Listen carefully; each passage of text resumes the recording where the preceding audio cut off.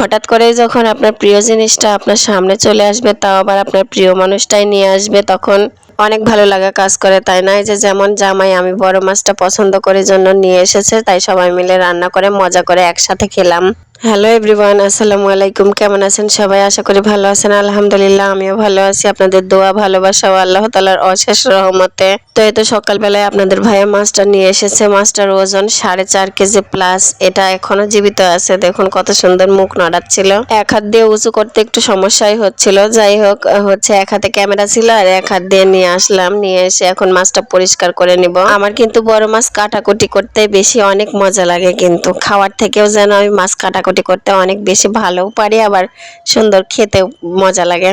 আবার এদিকে ছোট মাছ যেমন খেতেও একটু কষ্ট হয়, আবার আমি কুটতেও পছন্দ করি না, অনেকটাই সময় লেগে যায়। এই জন্য আমি ছোট মাছটা খুব একটা অ্যালাউ করি না। যাই হোক, কিন্তু ছোট মাছ খাওয়া অনেক ভালো শরীরের জন্য। আমার আম্মু বলে, আমি নাকি ছোটবেলায় আম্মু যখন মাছ কাটতো তখন আমরা ভাই বোনেরা বসে থাকতাম আর আমি শুধু বলতাম যে আমি মাথা খাবো, আমি মাথা খাবো, এমন করে বলে বসে থাকতাম। আসলে ছোটবেলার অবস্থায় কত কিছুই না করছি, তাই না? যাই হোক, মাছের আঁশ ছাড়ানো হয়ে গেছে, কিন্তু মাছটা কাটাকুটি দেখানো যাবে না, রেস্ট্রিকশন আসতে পারে, এই জন্য আর কি আমি কাটা হয়ে যাওয়ার পরে এই যে শেয়ার করলাম। কত বড় ডিম বেরিয়েছে দেখুন, ডিমটার ওজনই মনে হয় প্রায় কেজির মতো হয়ে গেছে। আর আলহামদুলিল্লাহ ডিমটা দেখে আমার সোনামাটা অনেক খুশি হয়েছে, কারণ সে ডিমটা অনেক বেশি পছন্দ করে। যাই হোক, মাছের সাইজটা কেমন হয়েছে বলবেন সবাই। এখানে ডিমটা আর এই যে এই কাঁটাটা আর কি রেখে দিয়েছি, আপনারা কি বলেন জানি না, আমরা মাছের সল বলি, ওইটা দিয়ে আলু ঘাটি করলে মজা লাগে। তো এত বড় মাছ তো সবগুলোই লাগবে না, এই জন্য আমি প্যাকেটিং করলাম, ফ্রিজে রেখে দেব,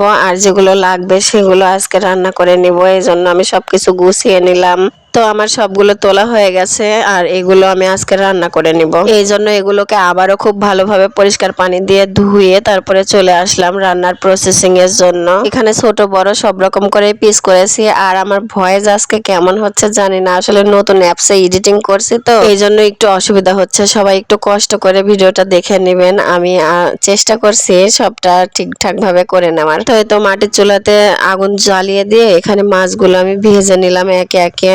আমি কিন্তু সব মাছই যে কোনো মাছই ভেজে রান্না করি, শুধুমাত্র নদীর মাছ ছাড়া।